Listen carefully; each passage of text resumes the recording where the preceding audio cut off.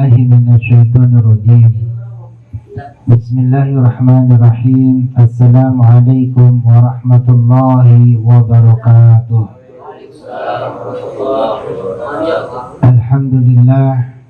الحمد لله رب العالمين. وبه نستعين على أمور الدنيا والدين. والصلاة والسلام على أشرف الأنبياء والمرسلين سيدنا وحبيبنا وقرة عيوننا ومولانا محمد وعلى آله وصحبه أجمعين. ربي اشرح لي صدري ويسر لي أمري واحلل عقدة من لساني يفقهوا قولي.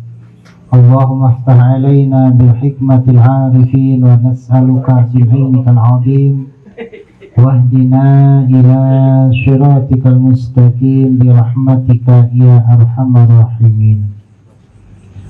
Amin ya rabbal alamin. Summa ma ba'du. Memuja dan memuji kepada Allah, bersolawat kepada baginda Nabi Muhammad Rasulullah. Berharap apa yang kita lakukan dari awal hingga akhir Allah jadikan semuanya nilai pahala dan juga amal soleh di sisi Allah Subhanahu wa Ta'ala. Dan Allah jadikan pula perkumpulan ini adalah perkumpulan yang dijadikan wasilah untuk kita senantiasa bersama baik di dunia maupun di akhirat bersama baginda Nabi Muhammad sallallahu alaihi wasallam.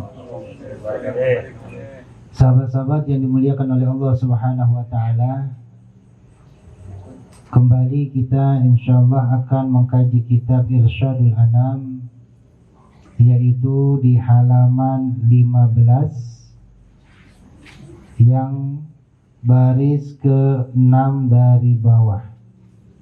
Pasal bermula segala sunnah ab'ad, ada 7 perkara. Sampai situ ya sekarang ya. Bismillahirrahmanirrahim. Qala musannifu rahimallahu ta'ala wa nas'aluka ya Allah bi barakati hadza kitab wa mu'allifi wa nafa'ana fid din wa dunya wal akhirah. Amin. Pasal bermula segala sunnah ab'ad, ada 7 perkara. Manakala tiada dapat dikerjakan salah suatu daripadanya, maka sunnah sujud sahwi.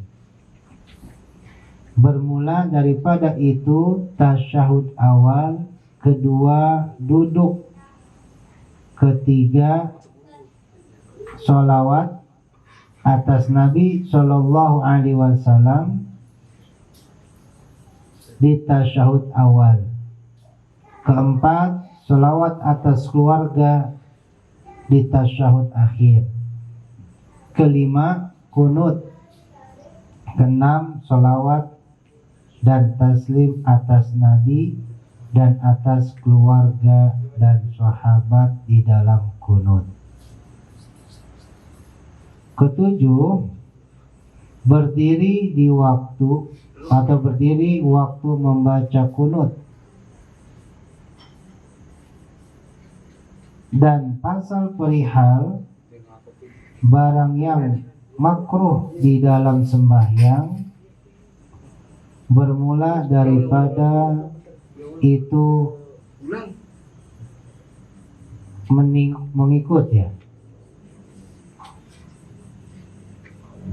ke langit ya, mengikut atau menunjuk ini ya, menengok ya, menengok ke langit atau ke atas atau menengok kanan kiri. Kedua,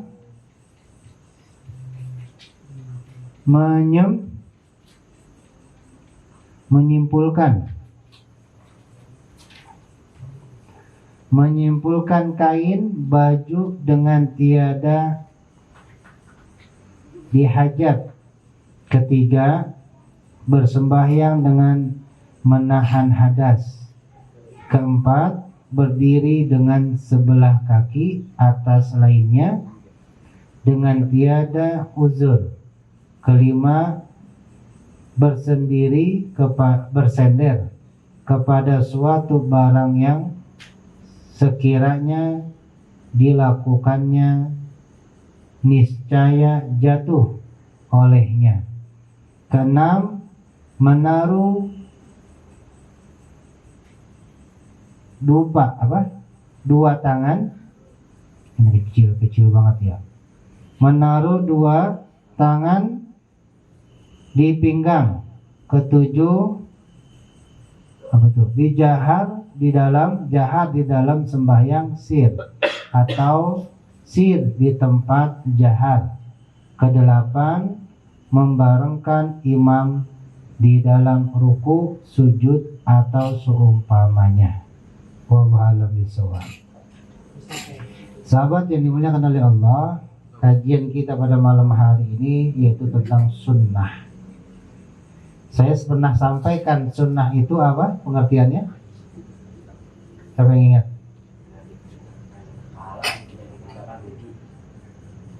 Jika dilakukan akan mendapatkan banyak pahala atau berlimpahnya kebaikan dan pahala. Ketika ditinggalkan sangatlah rugi. Itu namanya sunnah. Jangan seperti anak TK, anak SD, dikerjakan dapat pahala, ditinggalkan tidak berdosa. Ukurannya masalah sunnah itu bukan dosa, tapi beruntung atau tidak beruntung. Ya.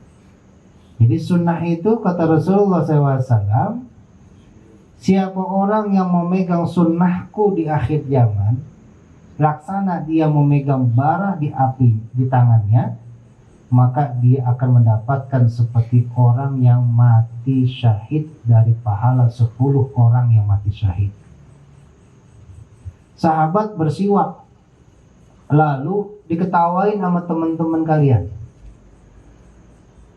Norak, kampungan, jorok, pakai siwak tuh. Tapi sahabat istiqomah tetap pakai siwak. Sahabat dapat pahala seperti 10 orang yang mati syahid. Kenapa? Di akhir zaman seperti ini sunnah itu menjadi hal-hal yang aneh. Sunnah di akhir zaman itu menjadi hal yang ketinggalan zaman. Dikatakan manusia primitif. Dikatakan orang-orang yang hidup di tempo dulu. Ini orang yang menjalankan sunnah baginda Nabi Muhammad SAW. Bang Robi pakai baju gamis, Gendra pakai baju gamis, kemana-mana pakai baju gamis. Kira-kira orang ngomongnya gimana? Kalau pakai gamis mau ngaji, pakai gamis mau sholat, wajar, mungkin orang paham. Tapi mau kemana-mana pakai baju gamis, apa kata orang-orang lain? Lucu, kampungan, norak, dan sebagainya. Padahal pakai baju gamis adalah bagian dari sunnahnya baginda Nabi Muhammad SAW. Ketika kita tetap dalam istiqomahan, Rasulullah katakan kita dapat pahala seperti orang yang mati syahid berjumlah 10 orang yang pahalanya kita dapatkan karena kita berpegang teguh dengan sunnah baginda Nabi Muhammad SAW. Nah, sunnah yang dalam sholat itu ada sunnah ab'ad, ada sunnah hayat. Sunnah ab'ad itu adalah sunnah yang kalau ditinggalkan maka kita harus namanya sujud sahwi. Kalau sunnah hayat kita tinggalkan pun kita tidak dituntut untuk sujud sahwi. Karena kedudukan sunnah ab'ad itu hampir-hampir menjadi rukun dalam sholat. Saya ulangi. Sunnah ab'ad itu adalah sunnah yang kalau ditinggalkan kita harus sujud sahwi. Karena sunnah ab'ad hampir-hampir hukumnya menjadi rukun sholat atau rukun dalam ibadah sholat. Nah, sunnah ab'ad itu ada 7. Yang pertama apa tadi? Ya. Yang pertama tasyahud awal.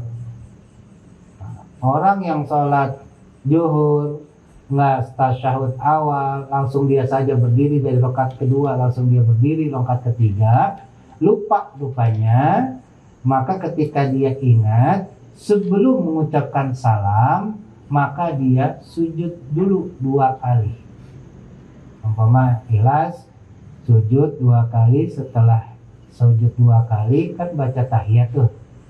Nah, fil alamina innaka hamidum majid, jangan salam, sujud dulu. Allahu akbar, subhana la yanamu wa la yasu, subhanalladzi la yanamu wa la yasu, subhanalladzi la yanamu wa la yasu. Allahu akbar, duduk dan antara sujud.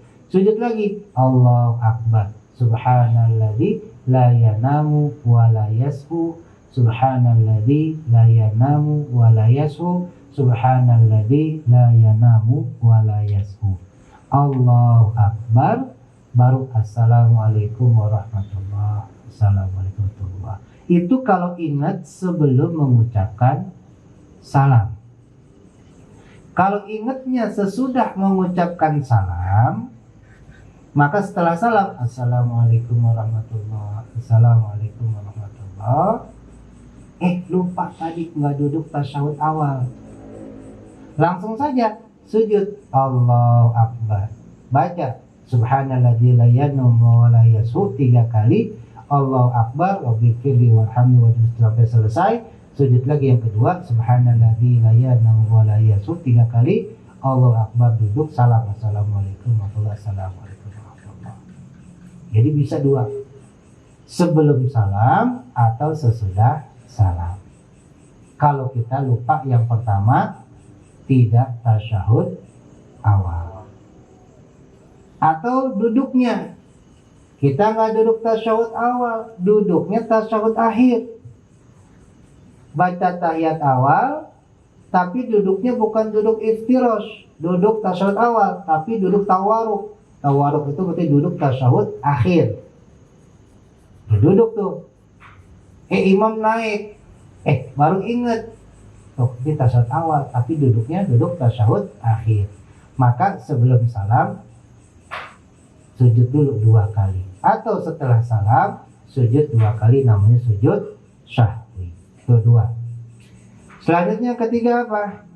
Yang ketiga, dia tidak sholawat kepada baginda Nabi Muhammad SAW. Tahiyatul mubarakatuh salawatu tayyibatu lillah. Assalamu alayka ayuhan nabiyyu wa rahmatullah. Assalamu alayna wa ala ibadika syalihin. Langsung diri, karena buru-buru diri, nggak sholawat ya. Apalagi dia tidak membaca namanya syahadatain, asyhadu an la ilaha illallah wa asyhadu anna muhammadar rasulullah. Kalau udah nggak baca itu, disengaja batal salatnya. Biasanya asyhadu an la ilaha illallah wa asyhadu anna muhammadar rasulullah, langsung berdiri karena buru-buru, jadi ngeblank tuh diri.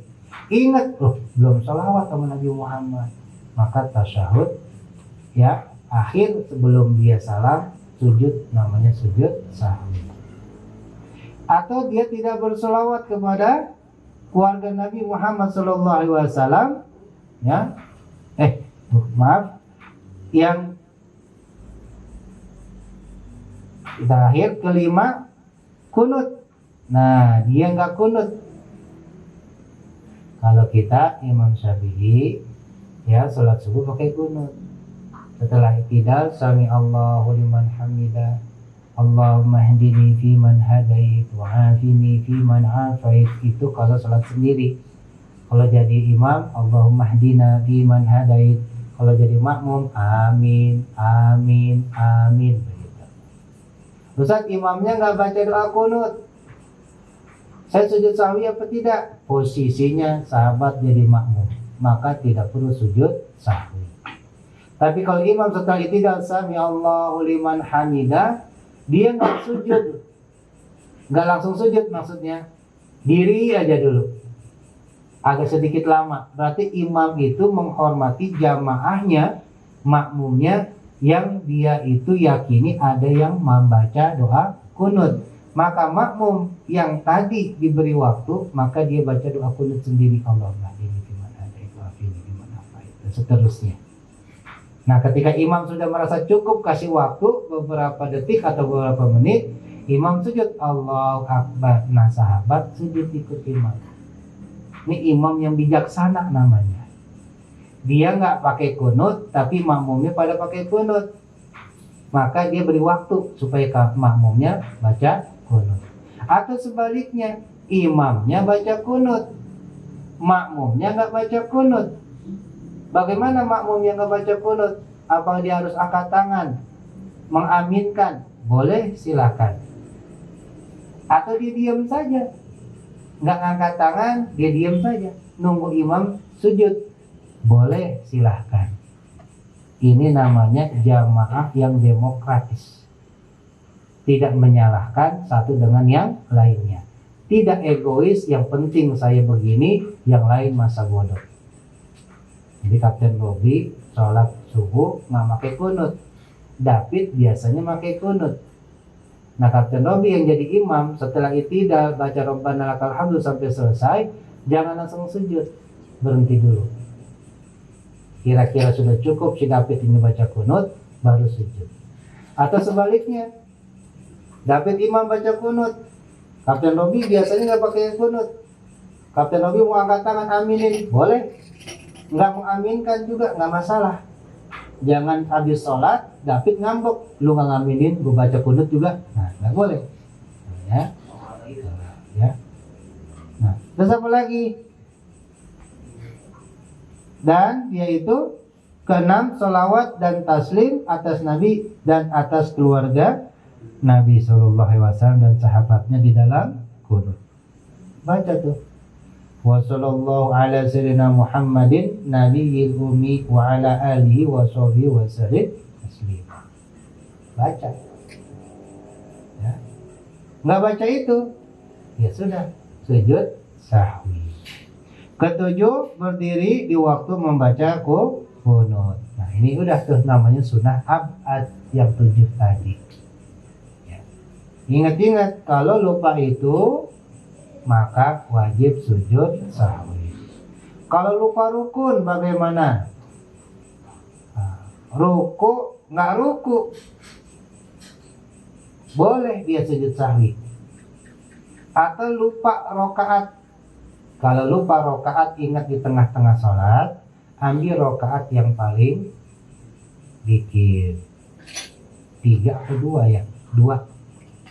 Jangan 3 atau 2, 4 deh sekalian. Biar cepet, gitu. Jangan. Nanti setelah sholat, sujud sahwi. Nah, kalau lupa sholat rokaatnya, tapi dia udah selesai sholat, lalu dia ngingetin, lu tadi sholat asar 3 rokaat, enggak, gua 4 rokaat, enggak lu tadi lu 4 rokaat itu jadi 3, maka alul diri lagi, sholat lagi, cukup 1 rokaat. Niatnya bagaimana? Aku niat menyempurnakan rokaat sholat kan Allah Ta'ala, Allahu Akbar. 1 rokaat selesai, duduk tasawuf akhir, sujud sahwi sebelum salam. Gampang kan? Kalau kita tahu ilmunya gampang. Jangan 3, 4, 3, jadinya diskon hari ini. Jangan. Sempurnakan. Ya. Nah itu namanya kalau rukun. Kalau membiarkan rukun itu, biar cepet sholatnya, sujudnya sekali aja. Biar cepet, maka itu batal sholat. Nah yang kedua, pasal yang kedua adalah mengenai apa? Mengenai perihal barang yang makruh di dalam sembahyang. Ya. Yang pertama apa tuh? Daripada itu, ya, menengok ke kanan, ke kiri, ke atas, ke bawah, ngelirik. Allahu Akbar, gitu begini. Ini makruh nih.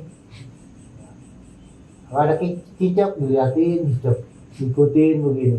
Itu juga makruh. Atau sholat tetap dia menghadap ke bawah, tapi matanya ngelirik ke kiri, ke kanan. Nah, ini juga makruh. Nggak boleh. Merem juga makruh. Dari awal Allahu Akbar merem sampai salam merem. Nah, itu makruh. Terbilang makruh juga 2 gerakan sholat berturut-turut dia memejamkan mata. Takbiratul ihram, Allahu Akbar, Bismillahirrahmanirrahim, baca Fatihah, lalu ruku, Allahu Akbar, merem juga. I'tidal, Sami Allahu liman hamidah, merem juga. Sujudnya baru melek. Ini makruh hukum. Jadi kalau takbiratul ihramnya merem, Allahu Akbar, melek, baca Fatihah. Atau ketika ruku, Allahu Akbar, baca tasbihnya sambil merem, i'tidalnya melek. Ada meleknya lah begitu. Itu masih nggak apa-apa. Ya. Nah, terus apa lagi yang kedua? Ya. Menyimpul kain, baju, sorban. Nih, sholat sibuk sama sorban. Ini kalau udah begini udah batal nih. Rapihin.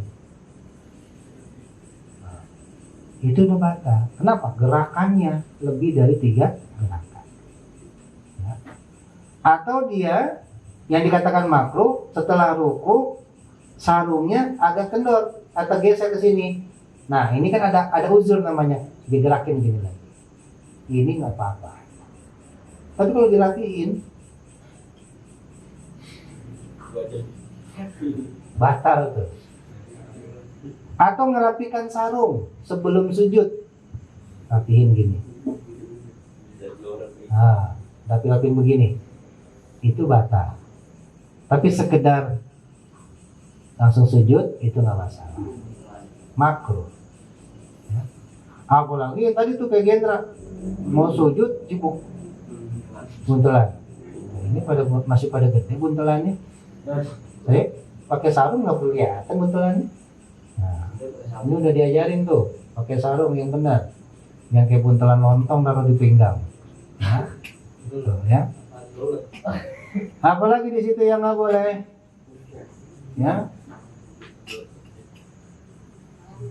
bersembahyang dan menahan dalam hadas, nahan kentut, nahan kencing, itu nggak boleh. Jadi kalau mau sholat, lagi wudhu, mau kencing dulu, nggak apa-apa, apa namanya? Apa kalau terlambat itu namanya? Masbuk, nggak apa-apa, masbuk juga. Yang penting udah siap sholat. Jangan lagi kebelet pipis atau nahan kentut, maksain sholat. Bisa jadi batal. Bahkan bisa orang lain batal karena kalian. Saya pernah tuh batal sholat Jumat batal. Bayangin. Sholat Jumat batal. Kenapa? Gara-gara orang Bangladesh lagi sujud kentut, tapi diterusin sholatnya. Saya Maji Aceh tuh ketika di Mekah. Tuh, saya tahu dia kentut, tapi dia terus aja sholat. Saya tahan ketawa, ternyata Haji Aceh juga tahan ketawa. Akhirnya dikentut, berdua saya batal sholat. Astagfirullahaladzim. Akhirnya saya sholat zuhur bersama Haji Aceh. Tuh orang batal, nggak hanya dirinya, bikin orang lain batal. Double dia dosanya. Di Masjidil Haram lagi. Ya, tuh pernah saya pengalaman begitu ya. Jadi, masya Allah, itu ilmu fikih dari mana? Yang udah batal sholatnya karena kentut, tapi terusin sholatnya, khusyuk lagi, khusyuk bacanya. Padahal habis kentut dia sujud. Nah ini kalau tak nahan hadas, baik kentut ataupun kencing dan sebagainya, maka lebih baik ya tuntaskan hajat tersebut baru sholat. Apalagi yang keempat, berdiri ya, bersender atau berdiri dengan sebelah kaki. Waduh, capek nih, pegel yang kanan, dia nyender di kaki kanannya diangkat. Ada nggak begitu? Ada ternyata. Ada ternyata begitu. Ya? Orang di sini ada ya. Atau dia sebaliknya, sehat, kuat, tapi karena lelah, sholatnya sambil duduk. Mager, itu makruh. Bahkan bisa fasad, sholatnya bisa rusak. Contoh sholat tarawih, maksain dia 20 rakaat, maksain, tapi udah kecapean dia, sholatnya sambil duduk, itu makruh, bisa juga tidak sah sholatnya. Ya. kecuali kalau memang dia dari awal nggak kuat untuk berdiri. Ya. Yang lain lagi, apa lagi? Bersender, ya bersender dengan meja, atau enak nih Allah Akbar diri nih, sender sama tiang, ya asik banget tuh, santuy sholatnya, ya senderan gitu, ya termasuk senderan dengan teman atau jamaah yang lain, kan rapat-rapat nih. Allah rapat, disengaja dia begini. Nah, ada nih, ini model-model begini dibahas oleh ulama kita, berarti pernah kejadian. Maka ulama-ulama kita tuh membuat hukum-hukum seperti ini bukan ngada-ngada, bukan ngarang-ngarang, tapi bisa jadi yang akan diperkirakan terjadi atau yang memang sudah terjadi lalu dibahas menjadi sumber hukum dan sebagainya.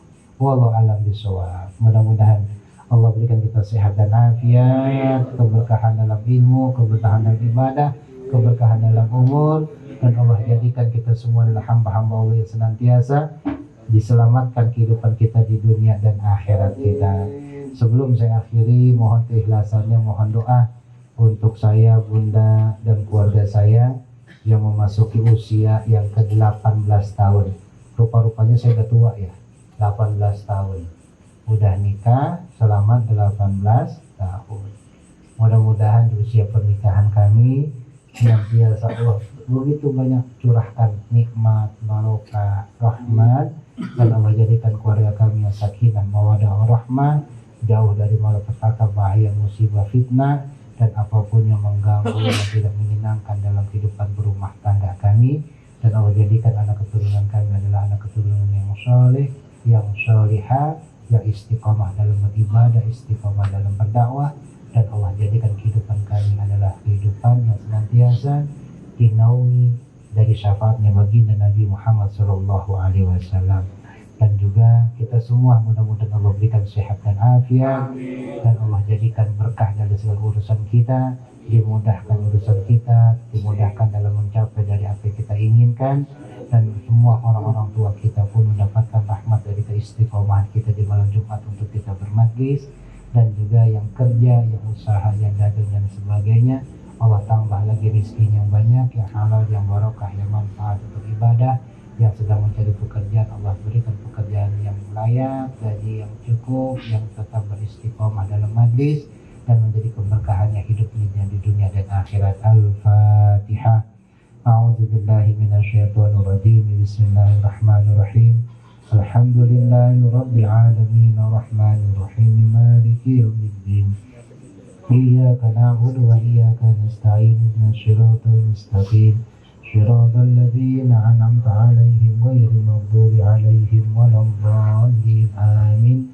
Amin ya Allah ya rabbal alamin. Sahabat yang dimuliakan oleh Allah, besok malam Sabtu, malam istiqomah majlis Habibah Qalbi, ya, berharap sahabat bisa datang lebih awal, karena kita akan juga tutup majlis agak lebih awal juga untuk menghadiri undangan dari guru kita Al-Habib Ali Al-Habsyi di Pengasinan dalam rangka tawakufan ya, dalam rangka haul dari orang tua beliau atau kakek beliau, yang mudah-mudahan semuanya bisa hadir, diberikan sehat dan afiat dan kesempatan. Dan kalaupun saya tidak hadir, bunda tidak hadir, karena bunda hari Sabtunya akan berangkat ke Banten dan saya akan berangkat ke Bogor. Jadi ada acara yang terpisah dan harus berangkat pagi-pagi. Kalaupun memang nanti saya bisa hadir, mudah-mudahan saya juga bisa hadir. Kalaupun tidak, mohon dimaklumi dan dimaafkan, karena memang agendanya sangat padat. Dan mudah-mudahan juga diberikan sehat dan afiat, karena akhir-akhir ini suara sudah mulai agak berkurang, khawatir ngedrop, jadi saya harus benar-benar ngatur waktu untuk istirahat.